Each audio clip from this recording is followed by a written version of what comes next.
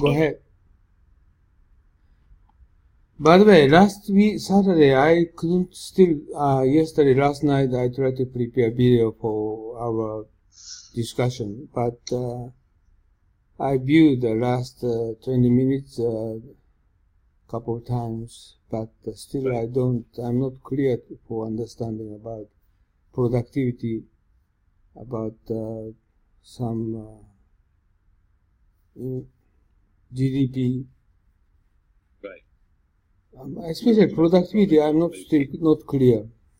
So I think this is difficult to understand. I think you have better more politely explanation for Takahashi, but he might not be understand.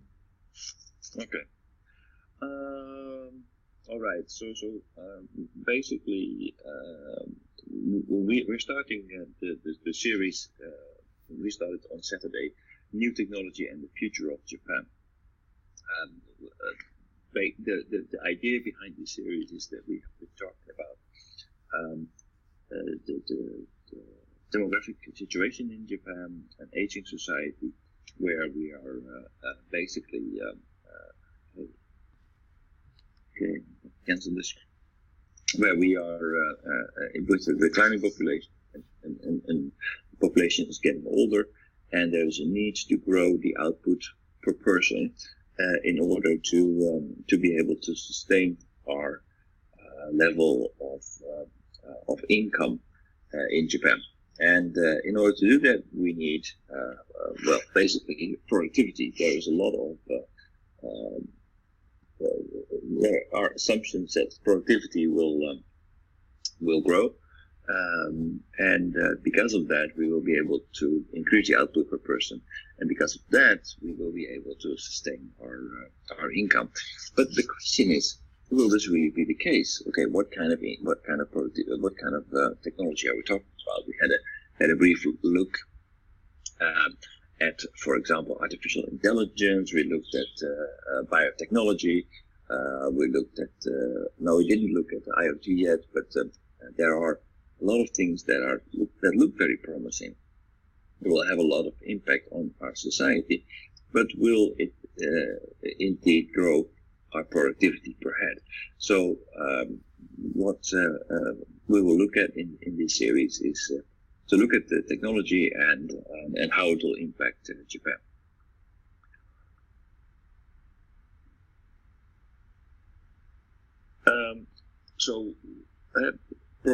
Paul Krugman says, why is productivity so important? It's the country's ability to improve the standard of living over time depends almost entirely on its ability to raise its output per worker. And so, like Japan, we don't have a lot of natural resources, so it's crucial to Japan that you increase your productivity, because we cannot just extract it from the soil. Then there is, when we talk about innovation, it's not just one product, like a steam engine, or or like a car, for example. That those are the popular ideas about innovation, but actually there's a lot of innovation that we had. For example, in the past, the alphabet was a big invention, because it allowed us to start to write things down and to communicate via paper, so that it greatly increases the reach of people's ideas and art and what have you. It created the Bible, which became the guideline for Western societies to actually start wars. So the input of the alphabet was very big. Software code is another symbolic innovation, where we are able to steer a computer just by writing with the alphabet or software code, which is a huge improvement over the zeros and ones that the computer actually reads. Another big innovation was the domestication of wild animals and plants. Basically, people were hunters and gatherers, but it changed after we started to learn how to grow the land and how to lay it barren for a while, and we were able to settle down raise farms, and dramatically increase our productivity. So we could work and live more people, smaller piece of land, and that would enable us to settle down and then to actually grow our population. Technological innovation, new organizations and new combinations, that's also very important. There have been a few breakthrough innovations in, for example, the combustion engine, but what happened after that is that the combustion engine has been used in many different applications, not only the car, but in lots of machines and ships, in airplanes. So it's a very big invention that can lead to a lot of new innovations. Institutional changes, for example, double entry bookkeeping, that makes it possible to invest in companies and to trace how they're doing. Just-in-time inventory in Japan, organizational forms like corporations, the first stock-traded company in the Netherlands, forms of governance, the Constitution in the United States, product standards, the ISO label, and explanations, which were also very, very important, like the work of Newton. That was the start of a complete revolution, because that allowed us to come up with a lot of new ideas based on that fundamental explanation of Newton. We were able to create a whole new insight in the world, and that enabled people to come up with new innovations. So the message here is that basically it's not just one thing when we're talking about innovation. It's actually the whole ecosystem of innovations that is important when you talk about innovation. There have been different phases of innovation. We'll not talk too long about it. We had the early modern mechanization phase, where people started to build farms, and especially around the textile industry, there was some mechanization. So we used water to power the flow of water to power the weaving machines. Then the next phase, we started to use a few steam engines. The steam technology improved dramatically, and then it was not only available anymore in the textile industry, but also in other industries. We started to build ships, railroads, and we started to use coal as our source of energy instead of water. So that phase of the industrialization was mainly driven by the United Kingdom. Then later, the United States took over, and their source of energy was oil, Texas oil, and they invented, or they embraced the internal combustion engine, and their means of communication was radio, television, so that became very important, and telephone. So there have been different phases of innovation. Information technology, now computers, where the industrial revolution first enabled us to actually enhance our body strength and to do things, doing things 24 hours a day without the need to sleep. The machines, we are now capable of using information technology to empower our brain, to store information, to retrieve information. Ed, could you change the screen for the presentation mode? Right. Yes, I will.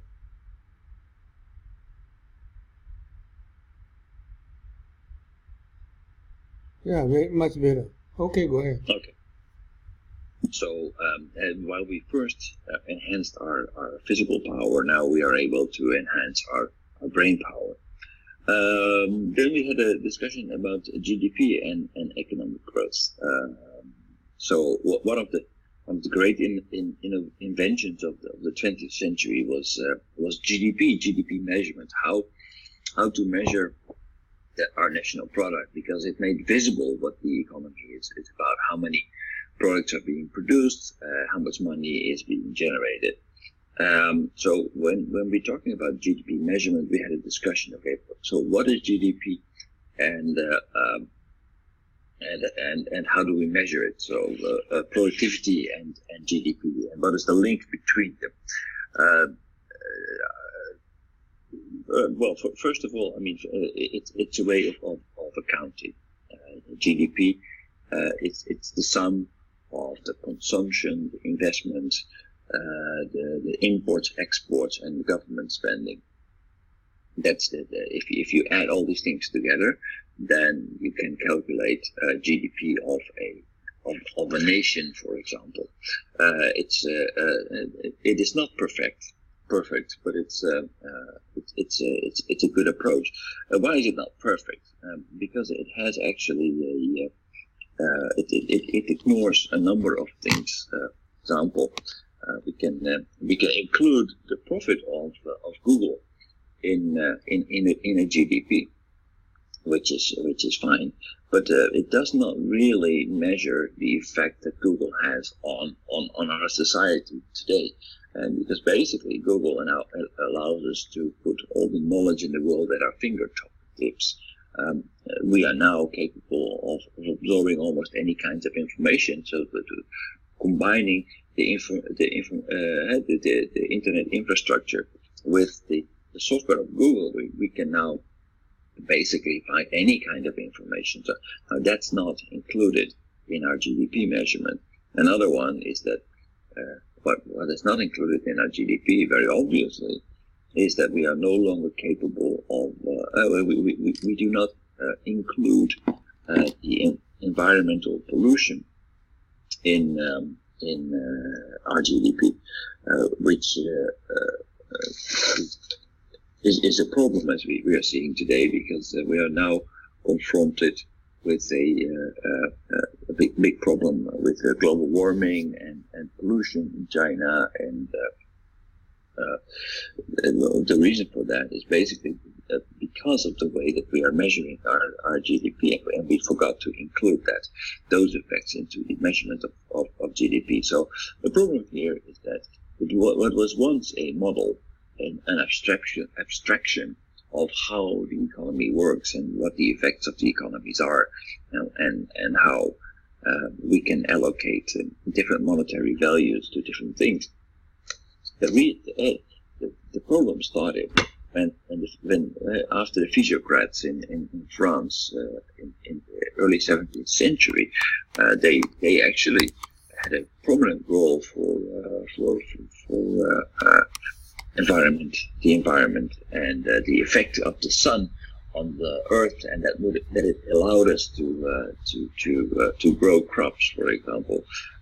That was taken out with Adam Smith when he said, okay, now basically our productivity depends on the way that we are combining labor and capital, which is very much based on what we see in the factories. So the Adam Smith was British. He was captivated by the idea of industrialization. So he said, no, productivity comes from our factories, from our laborers, and from the money that people invest into these factories and the machinery to basically put everything together. So if we add more labor and more capital, we can grow our output. But it didn't include the effect of energy, for example, more, and not the effect of the environment and of the sun. So that model, that abstraction, that was widely embraced by everybody, had a very big impact on our society today. Mm. So looking at the economic history, we have here we see the Industrial Revolution, and we see that over time the beginning of time, GDP started to climb very, very modestly with the number of people that were in this world. Then, in the first industrial revolution between 1760 and 1840, we see only a very minor uptake because this only took place in England. It was not really something that was spread over the world, so the adoption was very limited. But the first industrial revolution had impact on the life in England. So we saw around 250, we saw the printing presses. Then the first steam engine came into development before 1700. Then this steam engine becomes more efficient, and around 1770, we have an efficient steam engine that can be used for trains and ships. Then we have a mass production of steel, and the internal combustion engine is something that drives the American industrialization in combination with oil. And that is when we see that there's a big uptake in the estimated global GDP per capita. So the total income that was the global production of all the in the world is growing dramatically. It's going from $100. Well, no, it was actually estimated in I don't know what the base year was here. It's probably 2000. By the way, first industrial revolution is steam engine. Okay, second is combustion engine. Yes. Is this correct? Coal and oil. Second is oil. Second is oil. First is steam. Yeah, and the first is the mechanical printing press. Oh, mechanical printing press. Versus television, radio, telephone. Oh, this is the second one. That's the second one. First one, steam engine, is it? The steam engine, yes. Okay. Yeah. And if you look at the income, GDP per capita, and you look at the income distribution to show that there is actually a connectivity between innovation and income, we see that first the Dutch have a high share of global income.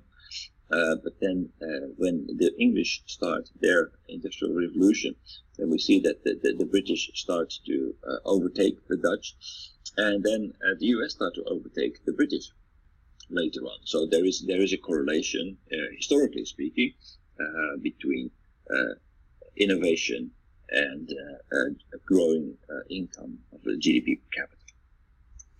By the way, just going back to prior.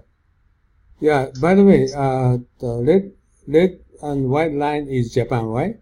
But this is, I didn't know that 1950, oh, the end of World War, they're jumping up. Okay, I understand. Moving to next.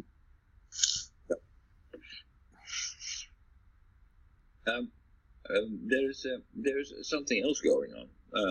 Between the end of World War II and the mid-1970s, the U.S. households fully benefited from the increasing productivity. As we see here, this is productivity.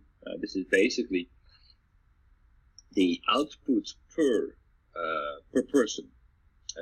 That's the productivity per person in the United States. That's the dark blue line. Why they're so increasing productivity in the States? Because basically in the States they have the Industrial Revolution, of course. They have more machineries. They organize themselves better. They have better infrastructure, which enables them to grow their output. But we discussed, productivity a lot last Saturday.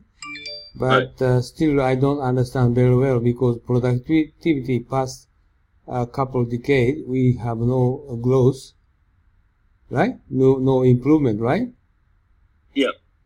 But this chart showed 2011 still United States household is increasing productivity a lot. It's a differences among the different slide and this one. Yeah, that's the next slide. So let's look at this. Look at this one. So the first message at this. My simple question: why this is United States household productivity increasing or going upward until 2011? This is different from next slide because this one is still productivity increasing. What do you mean? Yeah. Okay. So let's first finish this slide and then move to the next one. Yeah. So basically, what we see is that the productivity in the United States is increasing, but it's not translated to higher incomes. There is the incomes, they grow a little bit, but not really. This is middle class income, right? Right. This is middle class income. Because from 1980, rich people get more richer, but middle class people stable. This mean, right? Exactly.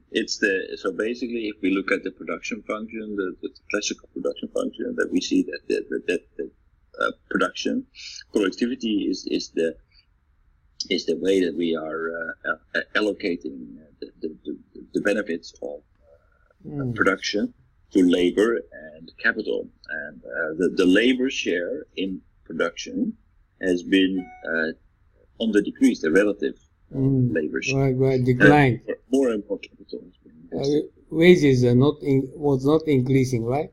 Right. And so it means you just said the bottom line of this chart. You said did not distribute it for the equally. Right. Right. But productivity is increasing, right? Total output. Because what you said is infrastructure, and what is this? Better technology, better infrastructure, more efficient laws, more capital, availability of capital flowing into the economy. So basically, we are capable of improving our productivity, but not that much. Yeah, I can understand this slide very well, but I cannot next one. Okay, moving. Next one. Okay, so this is the labor share of income, and that means that what we see here is that compared to the last one, this is what we see here, right? Yeah. So income is increasing a little bit, and productivity is increasing faster. Now, income part is part of... Oh, by the way, productivity, what you're talking about, increase of GDP. The same meaning. Yes. So normally the GDP, the gross domestic product, it's how to measure the gross domestic product, and maybe this is where I should, because I opened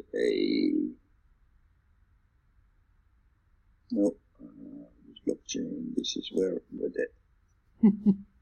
Did I open it here? Here.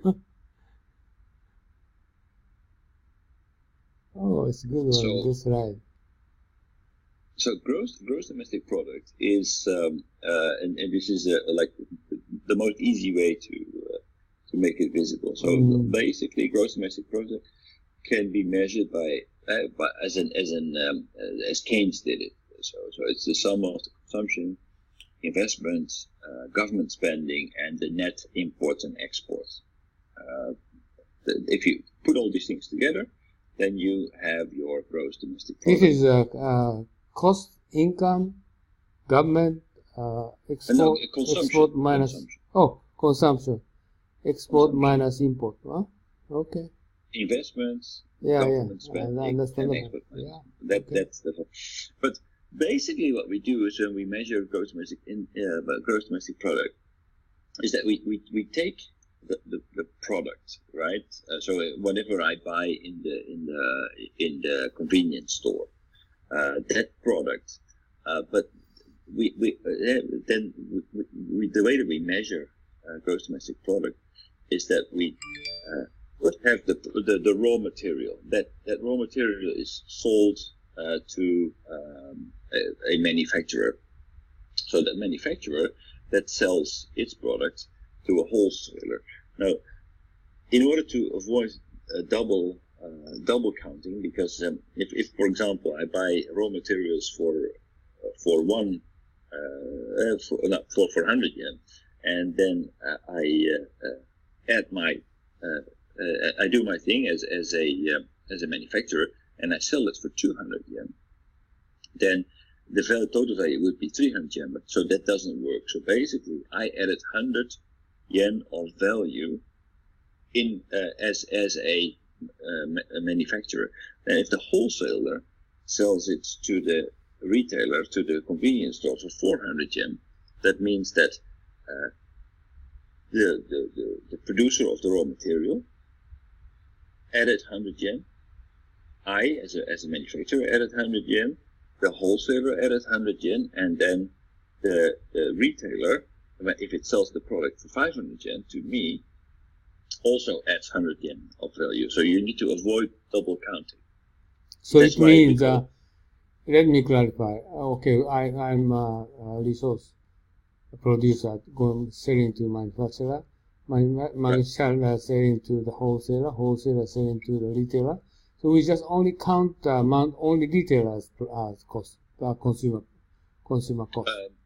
That's what it boils down to. But it's very difficult to establish who is the final consumer of the product. That's why we only basically account for whatever my sales price is for whoever is active in the economy. The sales price. Okay, let me try to clarify. Just iPhone. Okay, iPhone is actually Japanese component selling to the iPhone company, and the iPhone company. Okay, just this is sales to iPhone company, but actually iPhone is assembled in China. So this kind of component already included in the iPhone cost of material. Then in China, just only assembled the iPhone. So assembled cost is adding to the Chinese GDP, and yes. component cost is calculated into Japanese GDP. Yes, and if Japan is actually buying part of its subcomponent in China. By the way, I have the other question. But this component is actually raw material purchased from Africa. In this case is what this purchase is what, how they going to calculate this purchase cost? The raw material that is going back to Africa. No. I purchased raw. Okay, this Sony sell to the iPhone component, but Sony is their raw material purchased from Africa. So how do this GDP calculating? You said the basically the raw materials are cost to the Japanese manufacturer, right? Yes. So that means that the Japanese manufacturer needs to deduct the raw material cost from its revenue. It's just like that. Well, basically like VAT. You can, as a company, you can claim back your VAT. That has to do with. So it means consumer adding to the consumer, not cost. Consumer. This is manufacturer or seller's living only profit. Yeah. So basically, this is what the manufacturer adds to the product. So basically, he gets the raw material and he converts it into a product. He sells that product, but he doesn't add the value. He's not responsible for making the raw material. He purchased that. So it means not what you said. You said sales price, not sales price. This is just adding to GDP. It's only the profit. Otherwise, adding on sales. Sales price minus costs. Right. Otherwise, it's strange. No. I'm talking about okay, no. It's very simple. If you are it's just like a VAT. It's called value added tax. That's right. Value added tax will going to be added on GDP, not only the retailer's profit, but also retailer's profit, wholesaler's profit, manufacturer's profit. It's not only profit, because actually it's not profit.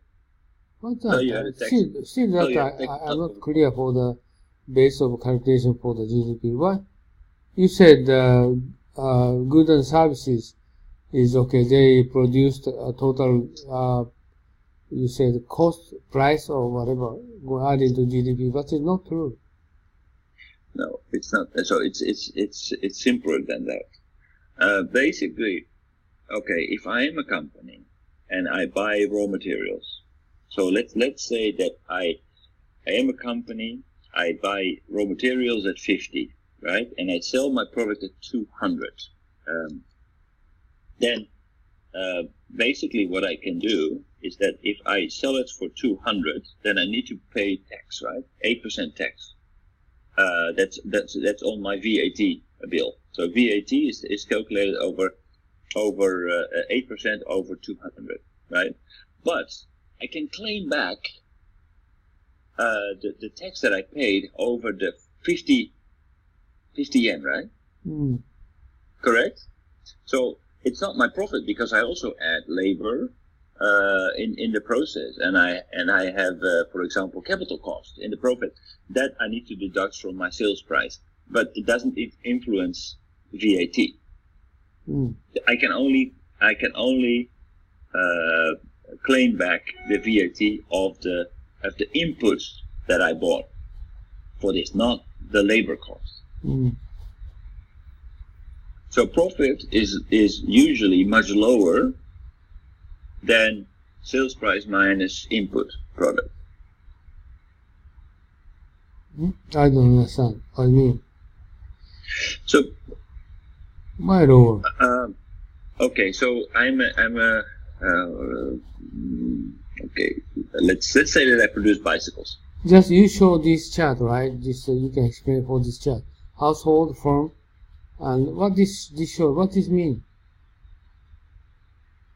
So this is how the economy works. That is the market value of all final goods and services produced within the national borders of a country for a given period of time. This is in a closed economy. This works in a closed economy. In an open economy, it becomes a little bit different. But basically, households, they provide factors for production. That means they provide labor, they provide capital. They give loans to firms, and they give that to the firm, and they go to work in that firm, and in exchange they get the output of the firm. They can buy that. So that's the factors of production and the goods and the service. The households receive in return for the services. They receive wages. They receive rent. If you're the owner of the land, then you receive rent. If you investor in the company, you receive dividends, right? And the money flows back because we buy the products that the firms produce. So that whole circle of the economy. Now it becomes more complicated if we include foreign countries in that. How are we going to calculate all this? Because goods and services, that they are physical things that you can touch. Factors of production, it's manpower. That's also things that you can touch. But so how are we going to measure this?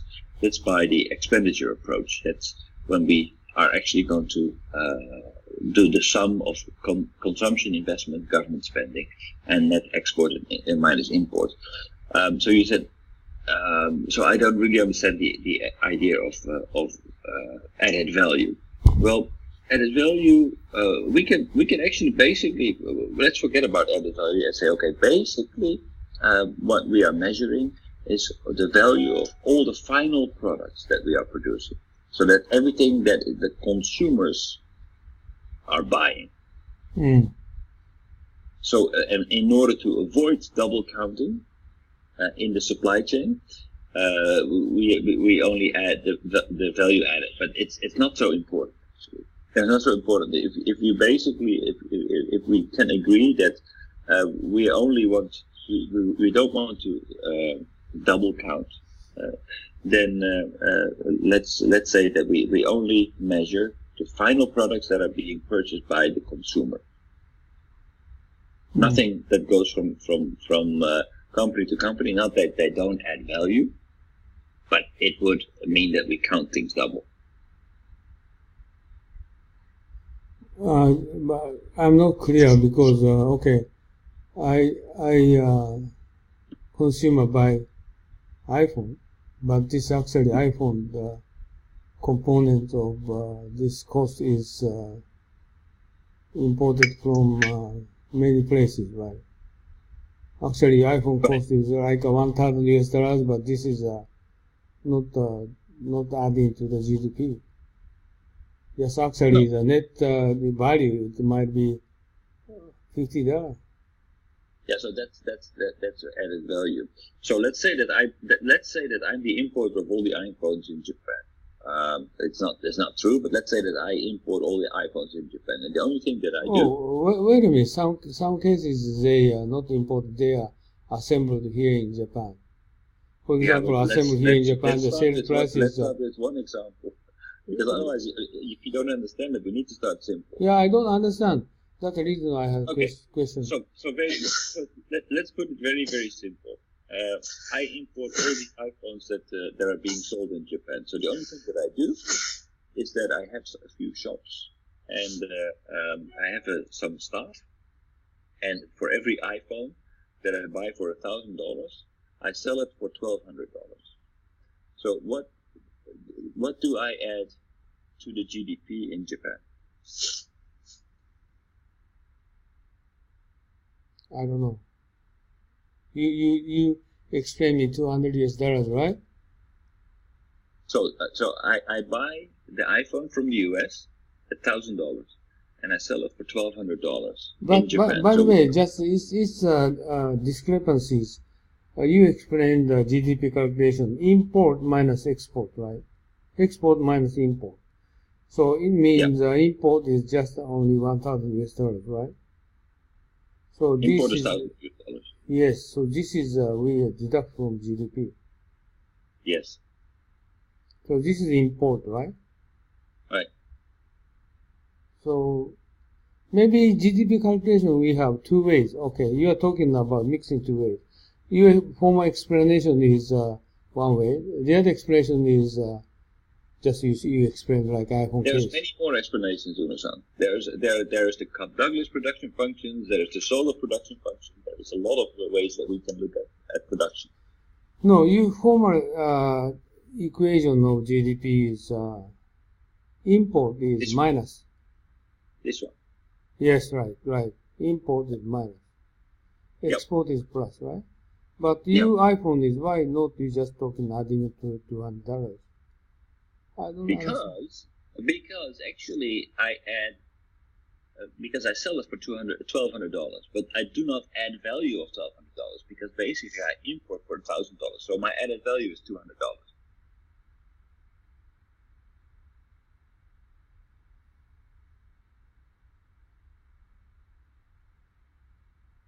So it would not be fair. M equals $1,000. M equals $1,000. C equals $1,200. Yes. So there is somebody who buys my iPhone for $1,200. So the C goes up with $1,200. The M goes up with $1,000. That means that total GDP goes up with $200. Okay. So by doing that, by bringing the iPhone into Japan, I actually increase the GDP with $200. But still, I'm another confusing. Japan is also importing raw material. Yes. Is this M import? Yes, absolutely. So it means minus import commodity. Right. From outside Japan. Yeah, like so a component, Japan is everything else import is minus. So Toshiba is making microchips. Yeah. They use raw materials from China. They buy the raw materials at a price of 100. They add value of 400. So that means that they are actually selling their products in Japan.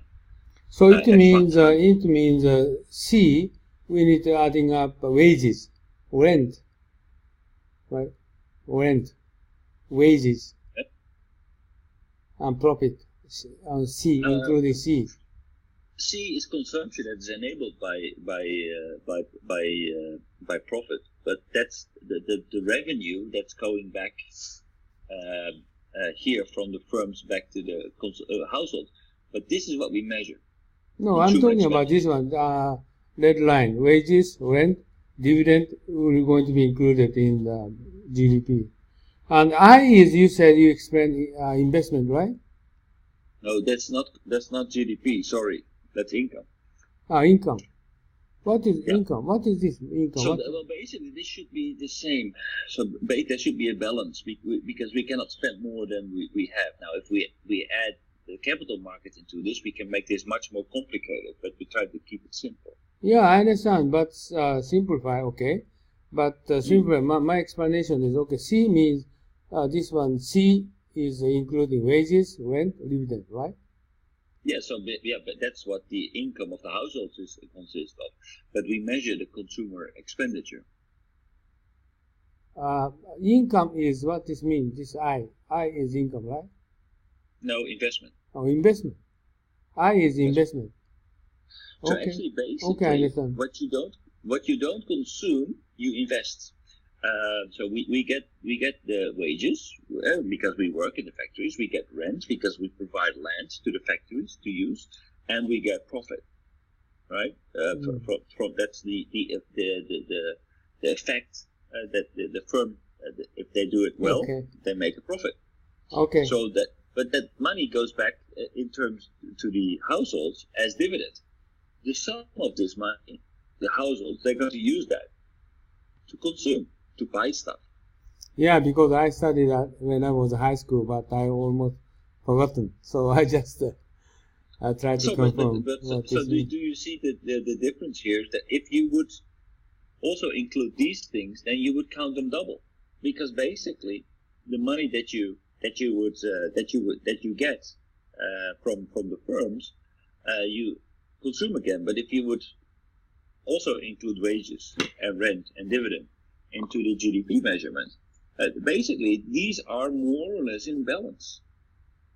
Because whatever you don't. Oh, you're talking about iPhone sales price, but not including wages, rent, dividend? No.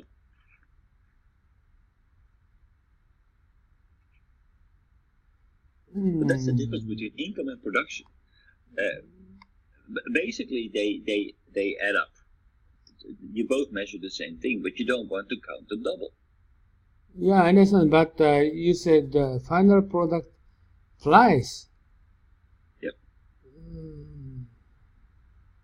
Yeah, if the price is higher than the cost, then that means that's a profit. But the profit ultimately, if the people own the firms, then the profit goes back to the people. And what do they do with that money? They either consume it or they save it. If they save it, those savings are used, they put in the bank. The bank uses that money to give loans to the companies to buy machinery.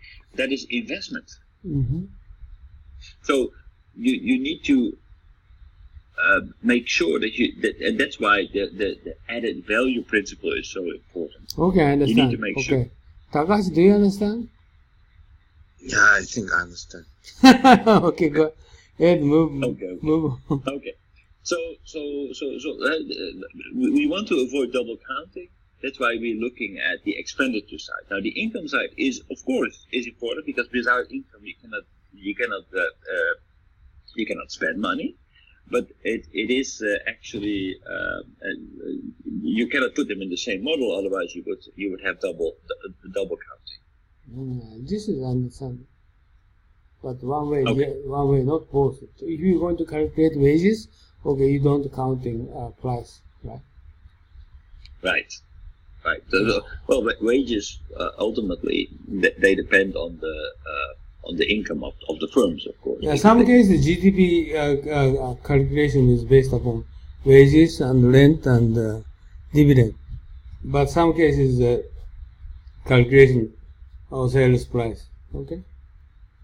Right. So the normal way to calculate GDP is by doing this. So basically, I believe there is a ledger here. So this is what it looks like in the United States in billions of dollars. So gross domestic product, it's personal consumption expenditure, which is goods and services, and gross private domestic investments, fixed investments. Then we have export and goods of services, and government consumption and expenditures. So this is what it looks like. It's just like a general, a profit and loss statement. Yeah, I think this means that basically the profit of the nation in the nation, the profit in the nation, as Unno-san mentioned, and both of you are discussing. Basically, it captures the profit means the selling price minus the low price, low material. So the meaning that added value. How much value do you add on your service and product? Right. So basically, we don't look at wages here, but of course wages are included here, because if we don't get wages, we cannot consume anything. Yeah. So instead of looking at the wages, we look at the result of the wages and the dividends and everything else, and we look at the consumption. So what do you buy? What do I buy? What does Unno-san buy? And we add them together, and we buy goods and services. Whatever we don't spend on consumption, we put in the bank, and banks are giving that money to companies to invest. We also need to understand that we are an open economy, so there's whatever we export is not consumed in Japan, but it doesn't mean that it's not produced in Japan. So if it's produced in Japan and sold overseas, then we need to add it to our production, gross domestic production, because it's actually consumed overseas. But there is also stuff that we buy from, like iPhones, that we buy from overseas. These things are not being produced in Japan, so we don't want to put them in a gross domestic product, but it should be added to the gross domestic product of the United States. So that's why we deduct our imports from our production, right? And government is also basically a huge body that consumes and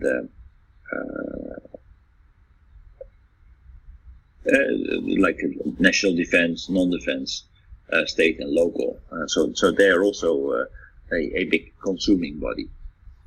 Takashi, no, you are saying is wrong, and Ed is right.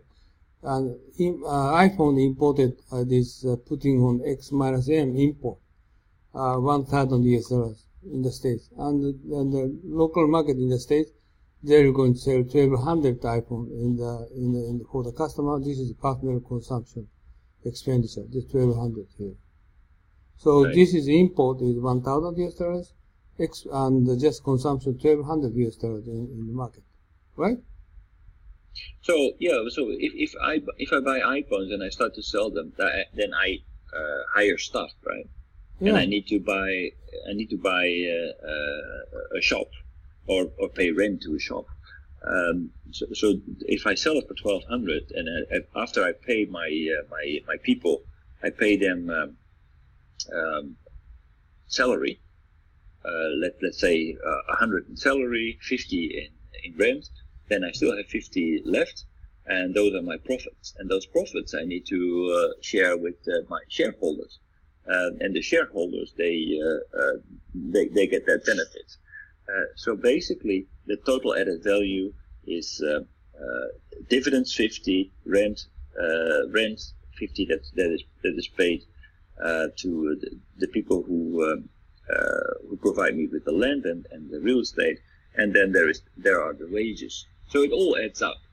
So the added value that I added, the 200, is actually it consists of wages, of dividends, and of rent. Oh, you mean 200 including wages, revenue? Yes. Rent? Yeah. So that's how they come together. So production, basically, the added value is 200, but those 200 that's not air, that's not profits. That's basically that goes back into the wages that I pay, the rent that I pay, the dividend that I pay. Okay, let me try to make sure. Import is, tell the truth, actually 600, not 1,000. Okay? Because after import, they just product will going to add some assembly or some add work and some transportation and distribution cost and wholesale cost. So in finally 1,200. So you need to consider for another 600 will support to be, you said wages, rent, and some sort of kind of cost, right?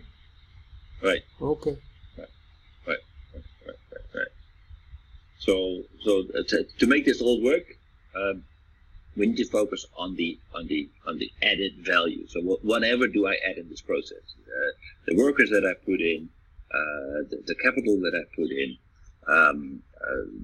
that is important. But I do not add the effect that my productivity has on the environment, for example. That's where we cannot show that in our GDP.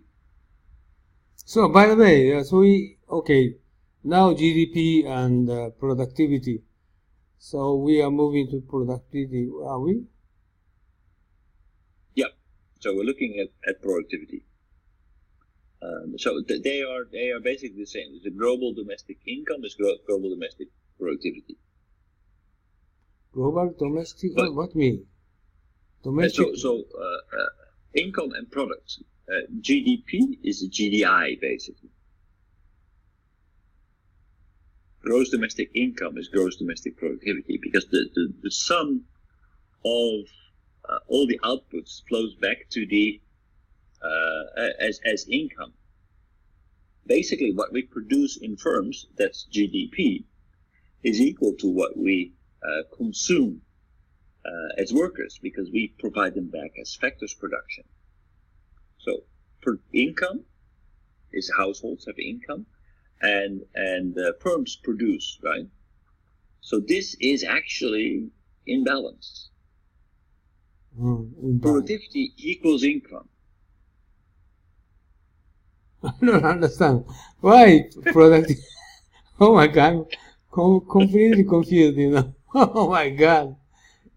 I tell you, okay, productivity, no improvement past decade. You told me before, but how come this income is increasing?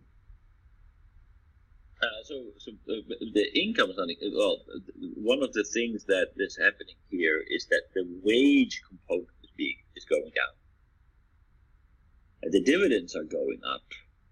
Yeah, this means productivity is improving. But why no product? Just you show former slide, just wages not just stagnant, okay? Stagnant. Right. But dividend and renting and increasing and just actually distribute. Whereas people get more money, so it means the productivity increasing, right? But how come, you just actually next slide is supposed to be the productivity is. Okay, so let's go to the next slide. So basically, we're going to combine them. 1 second. Okay. Yeah. This one is just very understandable. This is understandable, right? But next slide is. The next one is telling the same story. It's telling the same story. So basically, what we see. What we see here is that the labor component in our productivity is declining. Why is that? basically we are more and more using machines and less using labor in our products. So our labor share is actually decreasing. Now, productivity as a whole, the output is increasing. That means that the capital component is becoming bigger and bigger. Where it used to be like 80% labor, now it's only 20% labor. So the labor component in our production. What do you mean 20%? This is just only 4%. 4%? Yeah, just show this for 40 years. Only labor share is only declining 4%. No. I mean, so if we consist, if production consists of the combination of capital and labor. Yeah, I understand. That initially, it was 80% labor, 20% capital. So if the productivity would grow, then 80% of that productivity growth would be translated into the increasing of wages. Right? Now we've come to the point where the production is being generated with relatively less and less labor, and not 80% of the production capacity. Yeah, this one is from understand. labor. This one is understand. So how come relating to the productivity? So labor productivity has not been so dramatically increased. Yeah, capital intensive. I think productivity should be Yes, so basically increased. wages here, the wage component is increasing. So if you look at the title of this slide, increasing share for capital, the decreasing share of labor. Oh, yeah. Okay, next slide. I understand this one. So that's basically that's what we're seeing.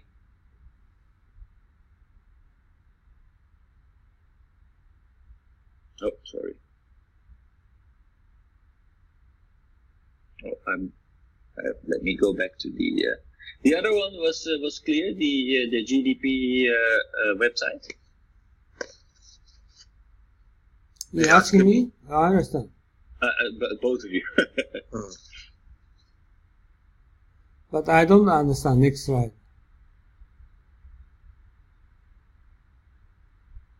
You cannot reach to the focal point. Today we need to discuss, right? Okay, we can So do it this on one Saturday. you understand, right? So the labor share of income is actually decreasing. Yeah, I understand this labor share of income. Yeah, so an income is the sum of dividends and wages. But so don't misunderstand. Scale of left side is 68% to down to 58. Okay, it means 10% down. Labor share of income, not so much. Okay.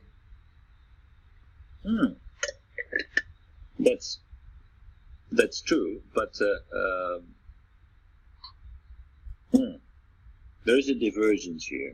Yeah, but of course, they have another reason, a lot of another reason, but I don't consider in detail. But tendency, I can understand what you mean. So we need to move on. We don't in detail, but we are not economists. Yeah, I am. Right? So we can move on. And just tendency, I understand. Okay.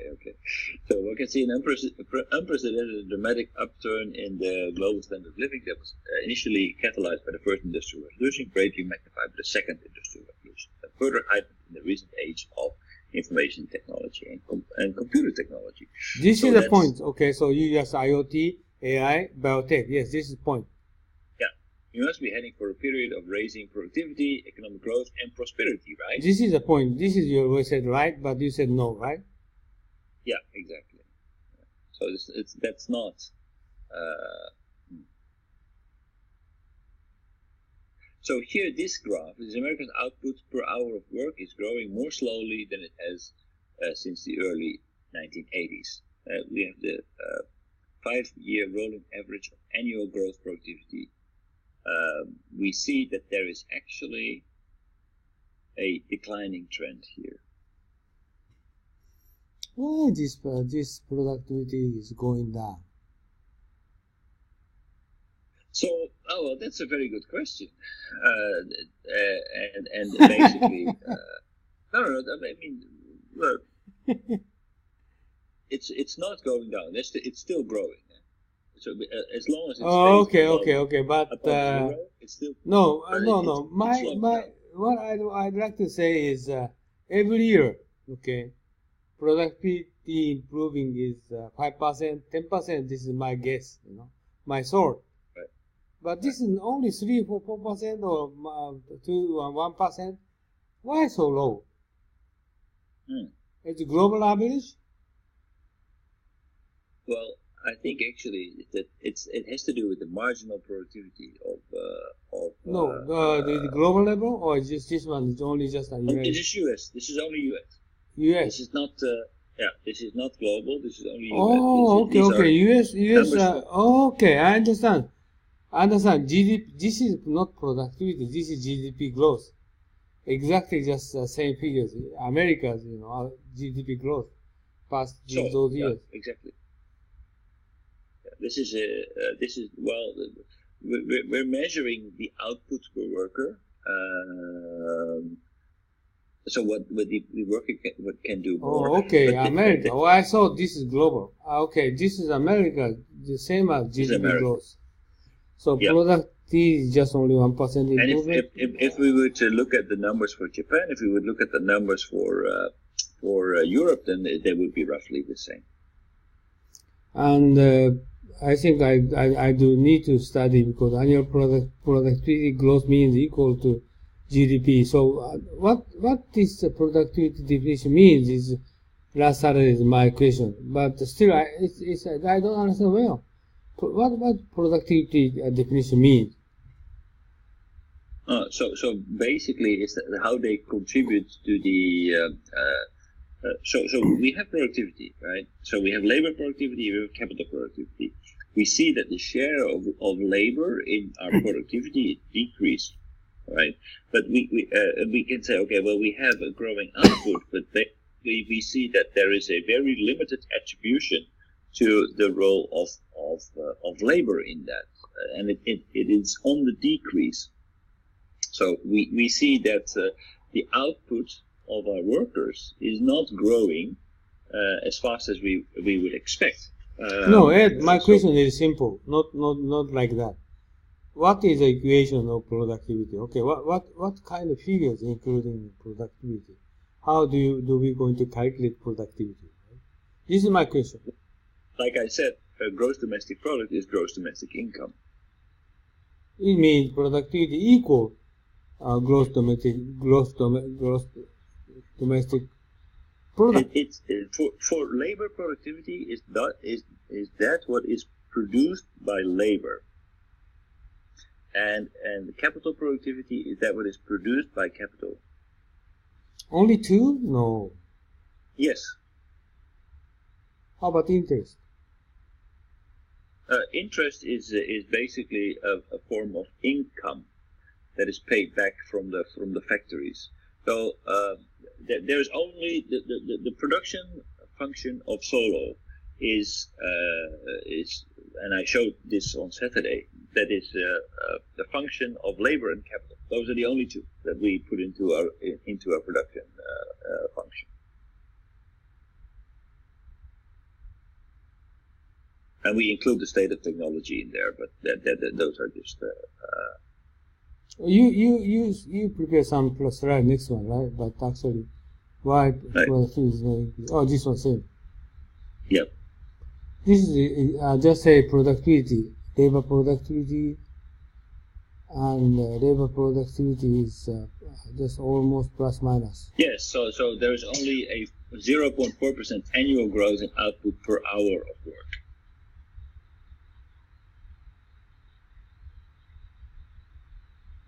So why is that? But it's surprising. I completely agree with you. It's surprising because we would expect that labor would become more and more effective with the better tools that we have. But it's not showing that. Yeah, My simple question is, try to remember the last salary.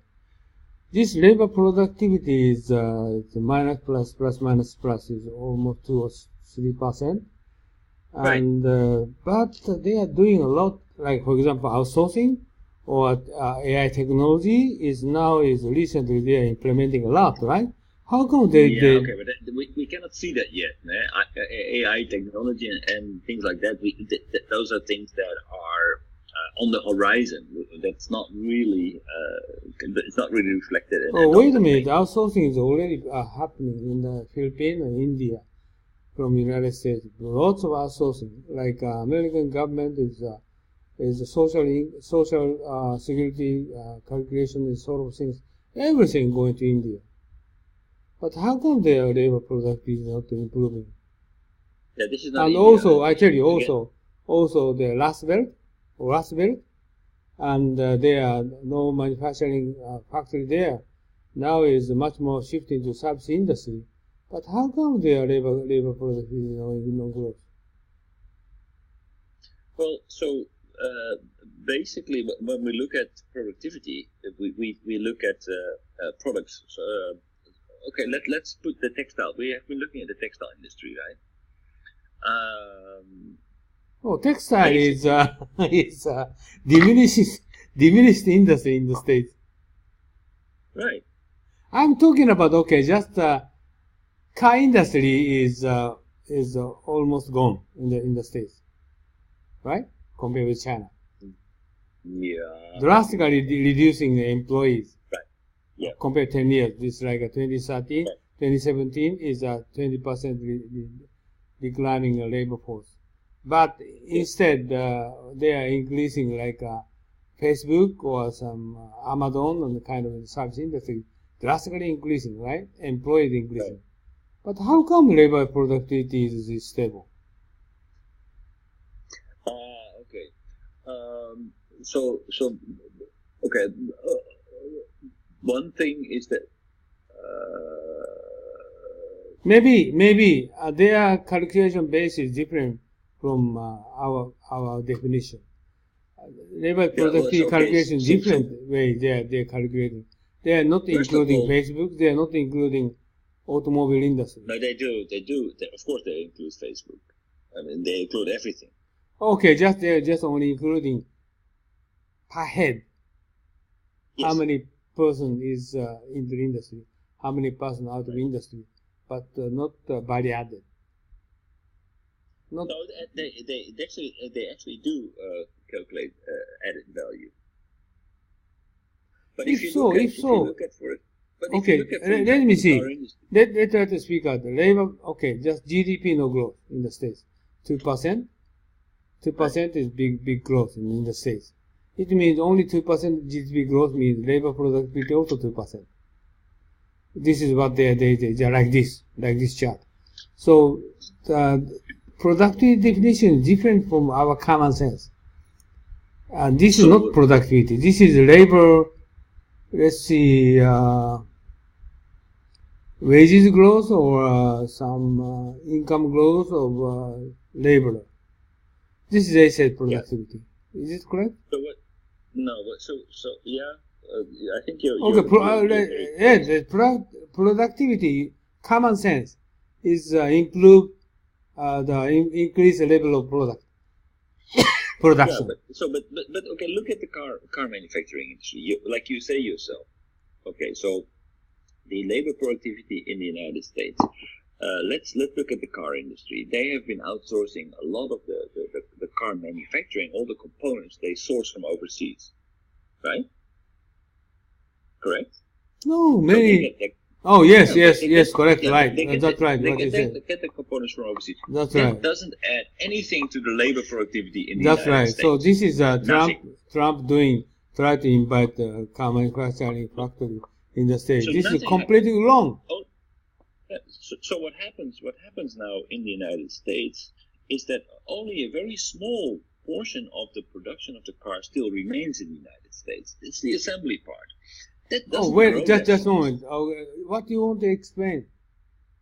So what I want to explain is that why labor productivity is not growing so fast. For example, in the car manufacturing industry, even though there's so much outsourcing, because outsourcing doesn't add to the labor productivity in the United States. It adds to the labor productivity in countries outside of the United States.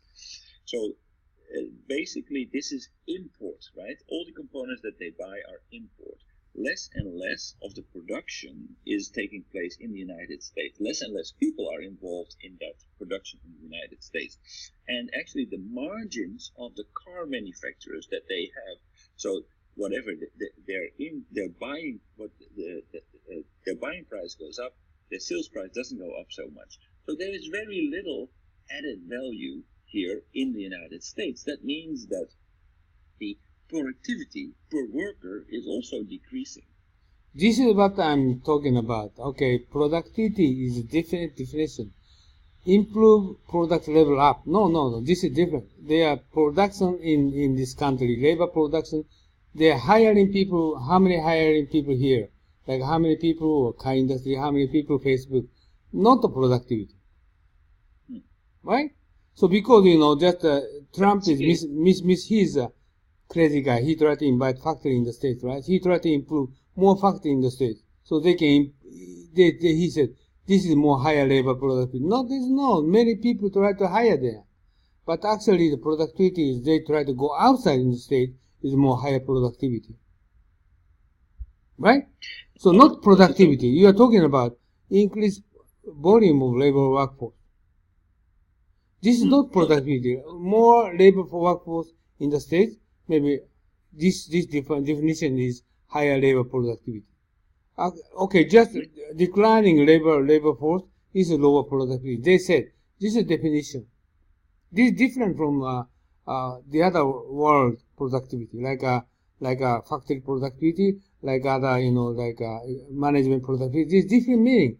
This GDP productivity definition is volume of labor, volume of capital, not productivity. Is this correct? Well, basically, the GDP is if you have more production in your own country, if you have more people working within your own country. Yeah, that's right. Production. That's right. That increases your productivity. Yeah, that increases your total product. This is not this is not productivity. This is the increased volume of product, not productivity. Well, productivity is product is the total. So that's the number of workers times what they add. And the productivity is the average contribution per worker in the United States. Okay, I completely misunderstand English. This one. Okay, just a moment. I try to confirm you just almost all the time. So the product of workers, that is the total the total added value of all the workers in the United States. So no, I misunderstand the productivity. Okay, this productivity is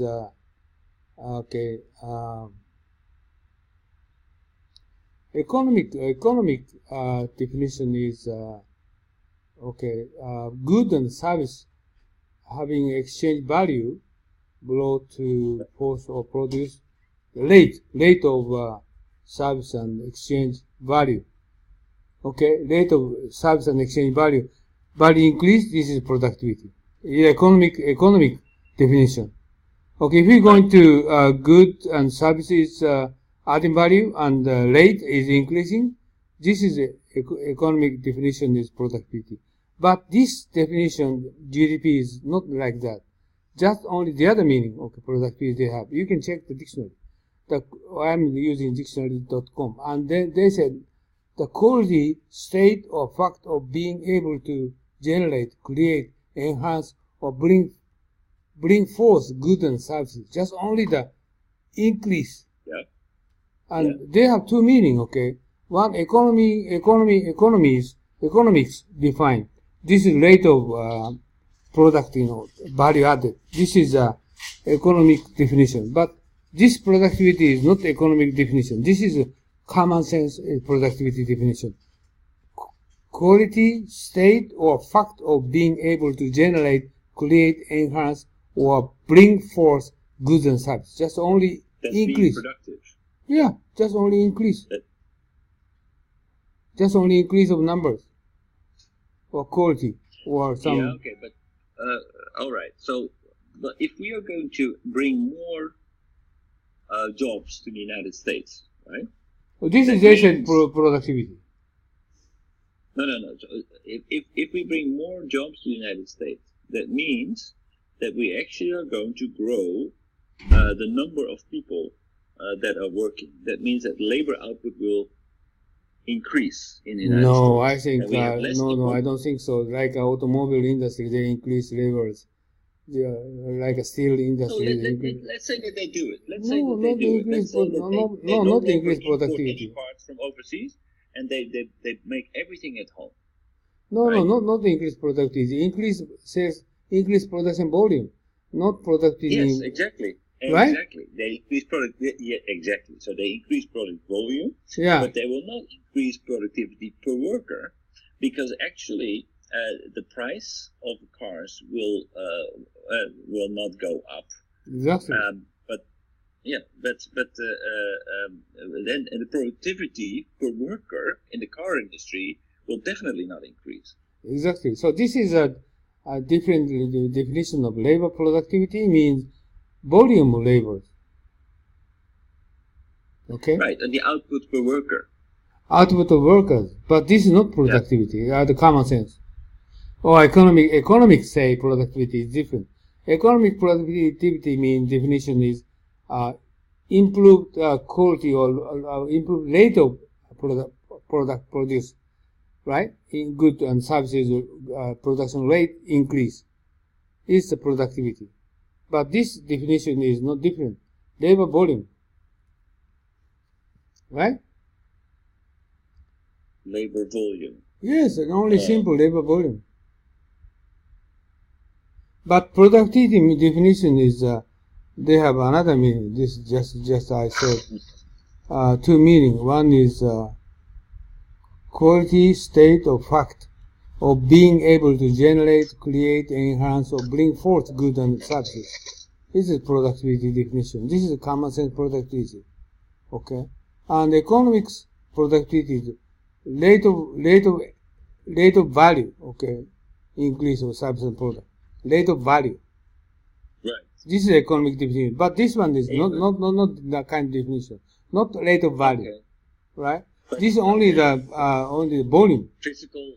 Okay, so we're talking about physical and monetary. But of course, if you produce 10 breads, your physical production is 10 breads. But your monetary production, if you can sell those breads for 100 yen, is 1,000 yen. That's the same. Yeah, but this is not productivity. Just as the increased volume. Yeah. So that's okay.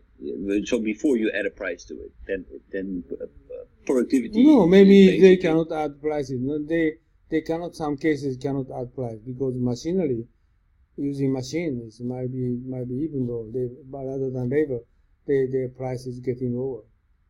Like I told you, Amazon and Facebook is high productivity, right? This is high productivity, but that does not affect for the GDP.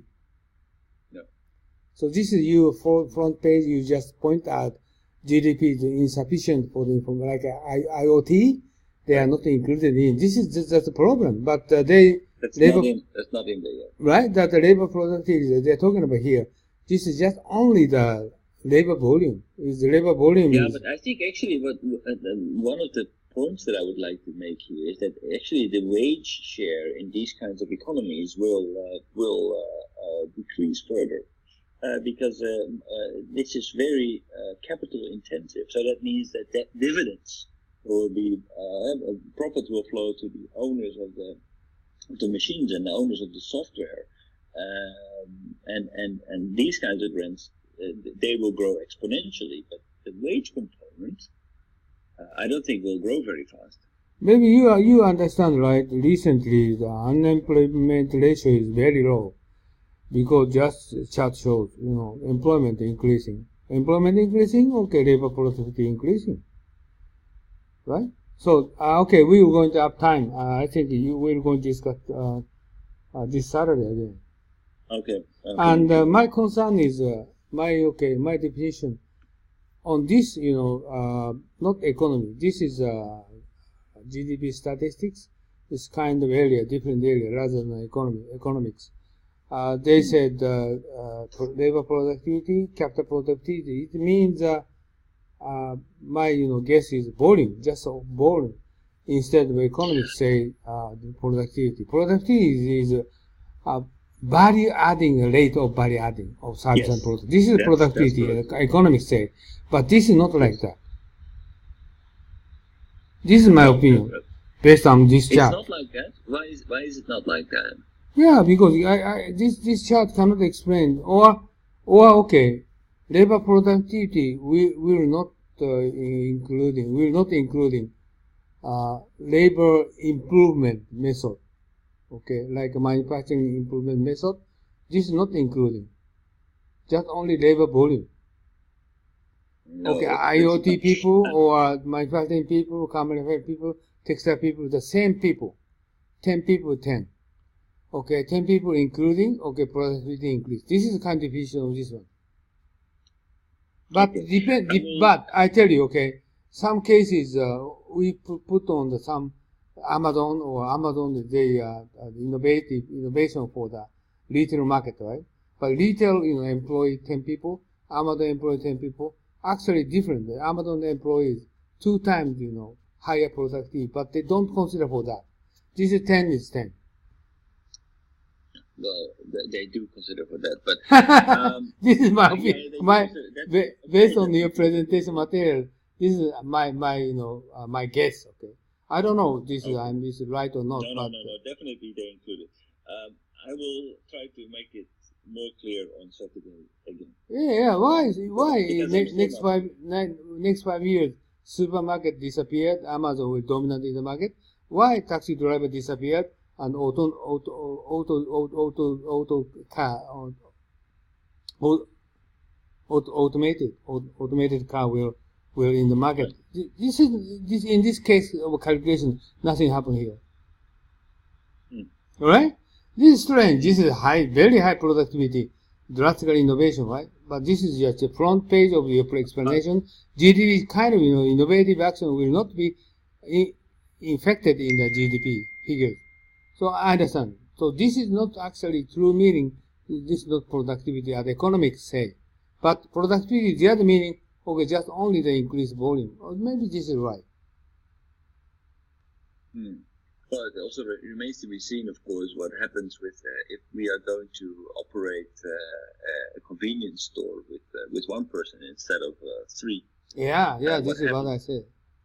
So in this GDP case is okay. 3% is more higher productivity, they said. But this is wrong. 0% is better. Right? Because basically, it will probably mean that those benefits will flow back to the consumer, and it will lead to lower costs of the product in the convenience store. Exactly. So in front page, you explain what is the GDP shortage of their kind of factors to be considered.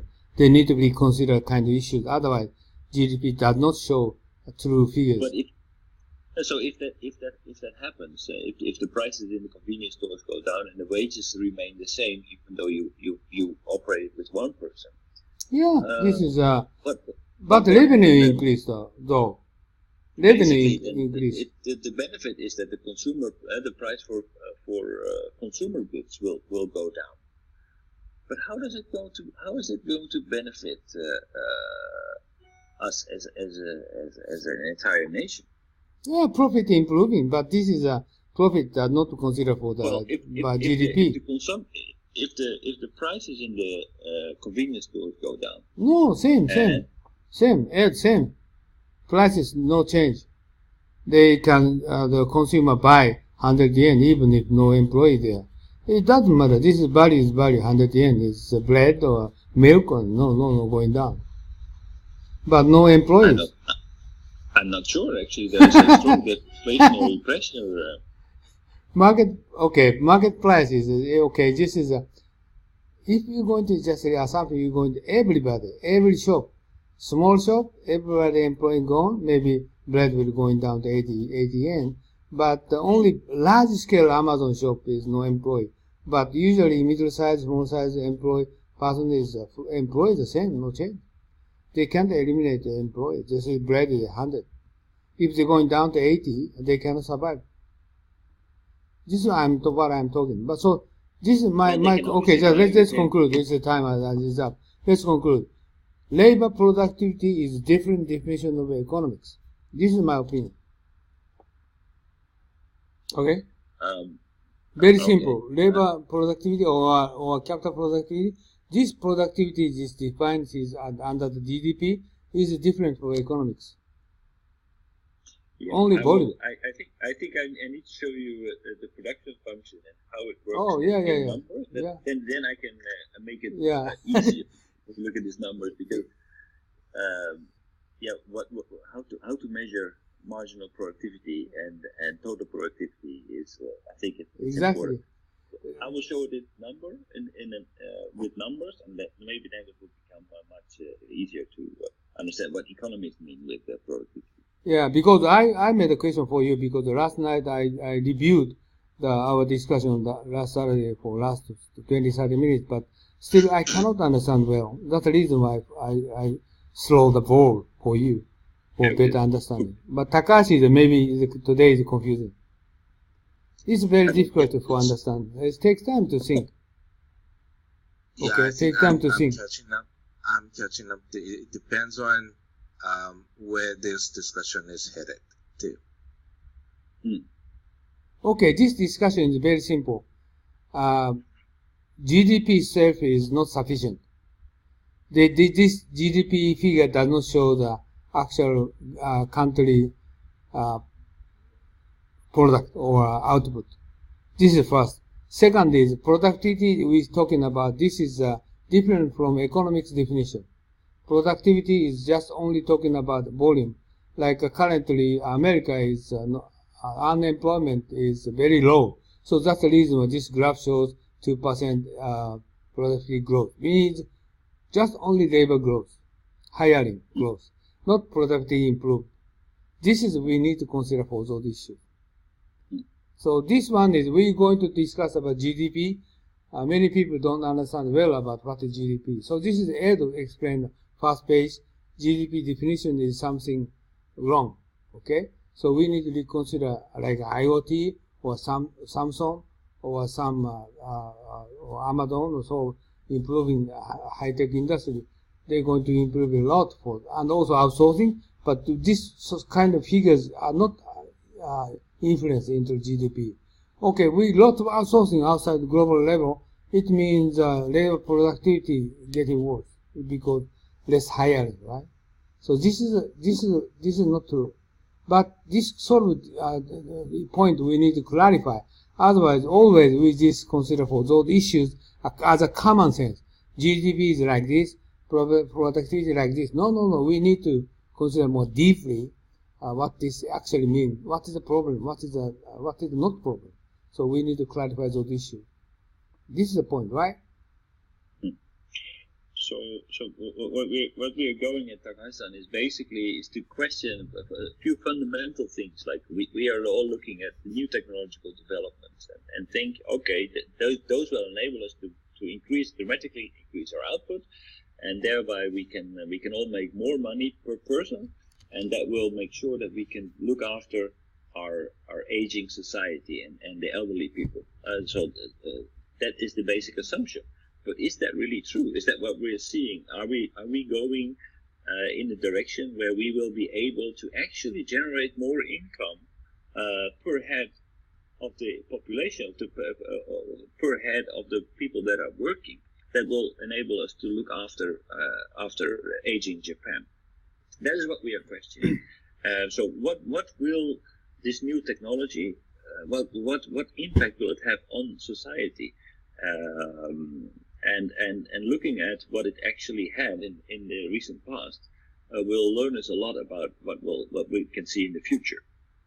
Okay, this is final point. Is before I want to ask you my concern about I'm written down already Africa, and the Congo is $400 GDP per person. But what kind of factors included? What kind of factor not included? Like Somalia is $400, $300 per GDP per person. But this is looks like it's wrong. Actually, Somalia is they are actually everybody using 4G, and they don't pay any money for government. And actually, GDP per person might be 2,000. Yeah. So this is kind of okay. What I want to know. Oh, this factor is not included. Labor productivity like this, capital productivity like this, and what should we consider for the GDP in future? This kind of current situation, I wanted to know.